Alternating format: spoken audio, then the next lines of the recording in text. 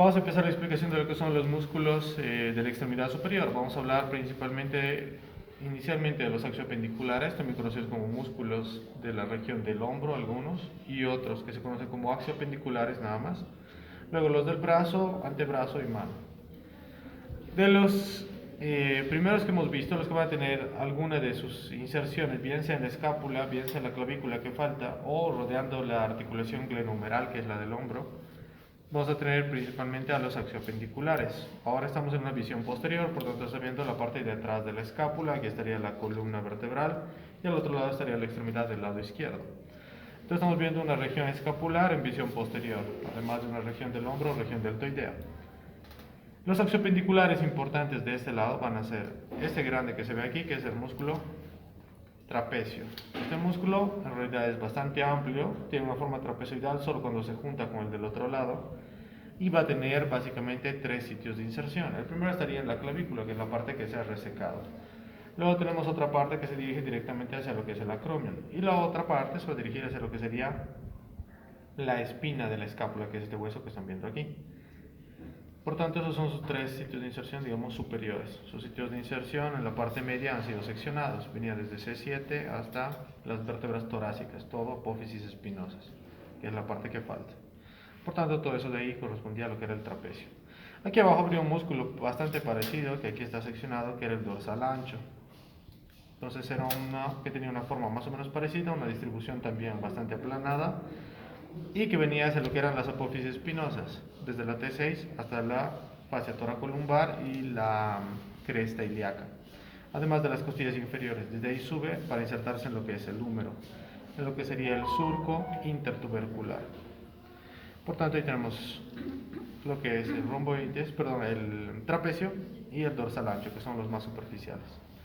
Después, debajo de esos, encontraríamos los que serían básicamente los romboides. También se conocen como músculos del dorso, pero profundos. Son músculos profundos de la región dorsal. Entre los axiopendiculares, estos serían los superficiales y estos son los de la capa profunda. Vamos a tener básicamente tres que aquí aparecen solamente como si fueran dos, porque la división de este músculo no es tan clara. El primero, que se inserta en lo que sería el borde superior de la escápula, se conoce como elevador de la escápula, porque su función es elevar la escápula. Y debajo tendríamos dos, que serían básicamente los romboides. El romboides mayor, que se inserta en todo este borde medial, desde lo que sería el ángulo inferior hasta donde nace esto que es la espina de la escápula.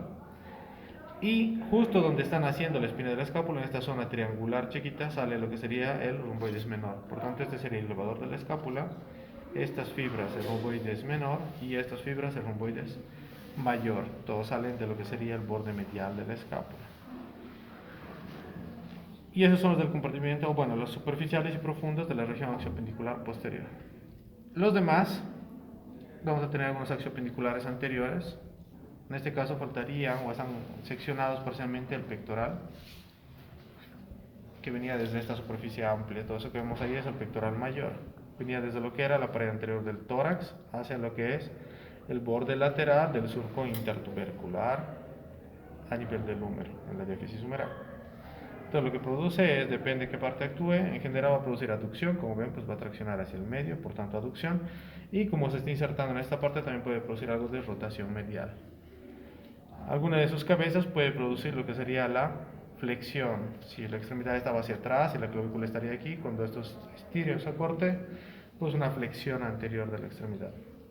Y si la extremidad más bien está hacia adelante, es decir, estaría flexionada hacia adelante, las fibras más inferiores que estarían unidas al tórax, cuando traccionan, más bien producen una extensión, porque eso estaría hacia adelante y cuando esto estire hacia la pared del tórax, pues produce una extensión al tiempo de una aducción. Como verán, las funciones del músculo dependen mucho de la posición en la cual esté la extremidad. Este era el pectoral mayor. Aquí nos faltaría ver pectoral menor, que era un músculo que tenía una disposición triangular. Venía desde lo que eran las costillas, tercera, cuarta y quinta principalmente, aquí en la pared del tórax, hacia lo que es la apófisis coracoides, que es esta elevación que se encuentra aquí. Otros serán el subclavio, que no se ve, está debajo de la clavícula, lo hemos visto con sus inserciones. Y el último que nos faltaría sería este de aquí, que es el serrato anterior. Este serrato anterior se va a originar en el borde medial, pero en la cara anterior, es decir, tendríamos que cortar todo lo que es el tórax del paciente.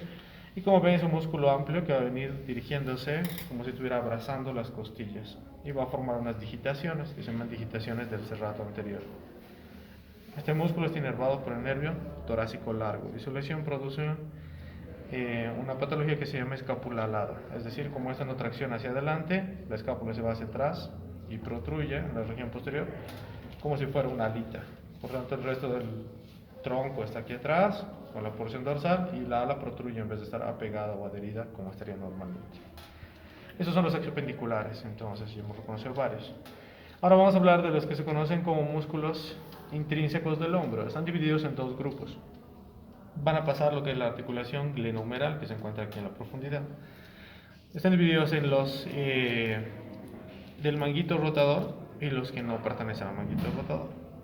Los dos que no pertenecen al manguito rotador van a ser este de aquí, que es el deltoides, que como ven tiene una forma deltoidea, tiene dos vientres, uno anterior o clavicular, uno lateral, que en algunos libros aparece como medio porque está entre el anterior y el posterior, pero es más precisamente su porción lateral, que viene a lo que es el acromion, y su porción posterior, que viene de lo que sería la espina de la escápula que se está viendo ahí.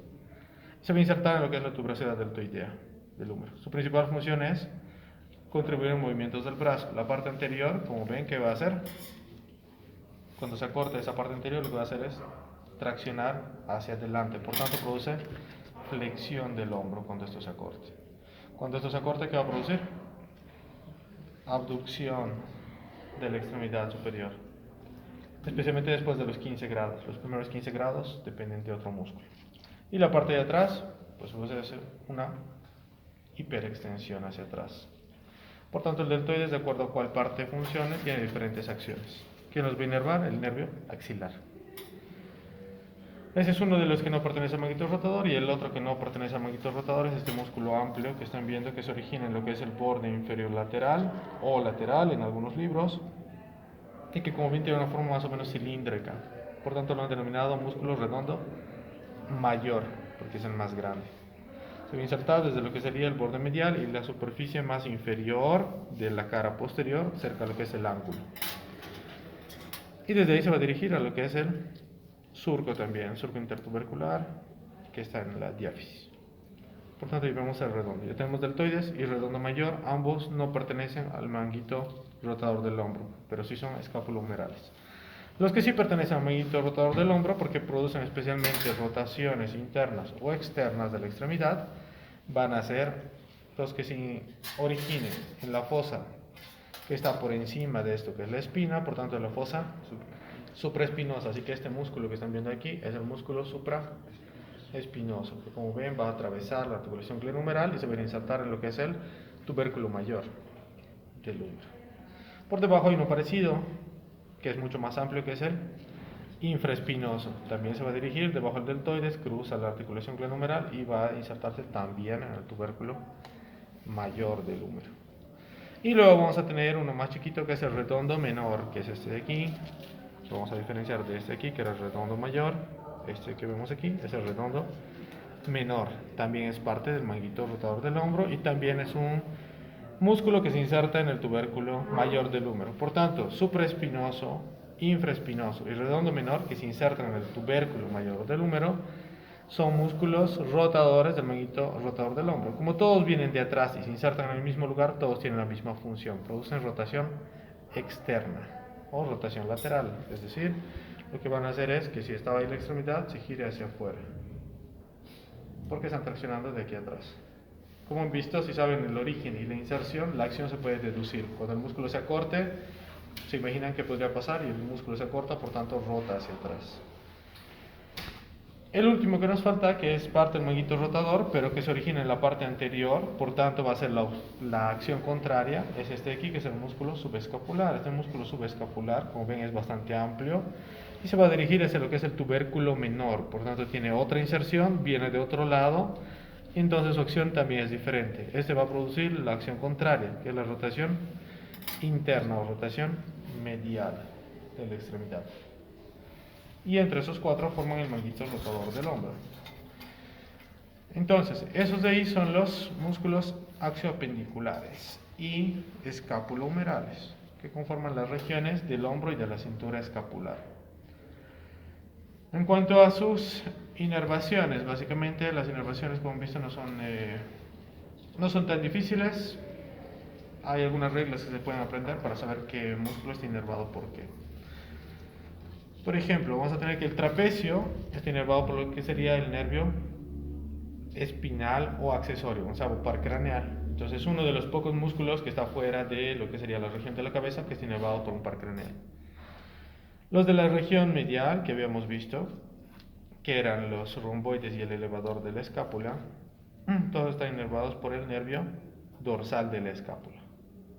Por tanto, estos tres. Para lo que sería el supraespinoso y el infraespinoso, el nervio supraescapular, para ambos. Para lo que corresponde al deltoides y al redondo mayor, es el nervio axilar. Para lo que es el subescapular, que estaba delante, ¿no?, en esta fosa, más lo que es el redondo menor, que es este chiquitito que está aquí arriba. Ambos son rotadores, así que tienen ambos una inervación común, que es el nervio subescapular. Para lo que es el dorsal ancho, pues el tóraco dorsal. Para el deltoides ya hemos dicho el axilar. Y nos faltaría solamente el serrato anterior, que lo va a inervar el nervio torácico largo. Hasta ahí.